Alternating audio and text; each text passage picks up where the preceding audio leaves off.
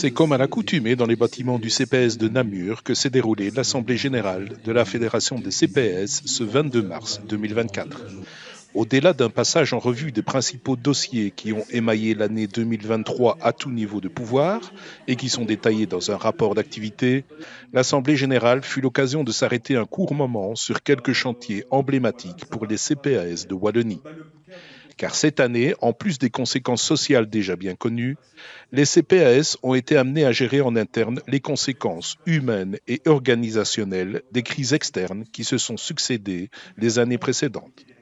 La Fédération des CPAS, en miroir de ses membres, a donc dû se recentrer sur l'essentiel et prioriser ses interventions.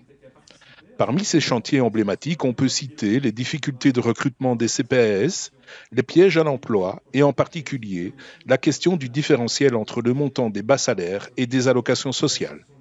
mais aussi la réforme de la RGB et de la loi organique et la construction d'une convention de coopération entre le CPS et le Forum, entre autres.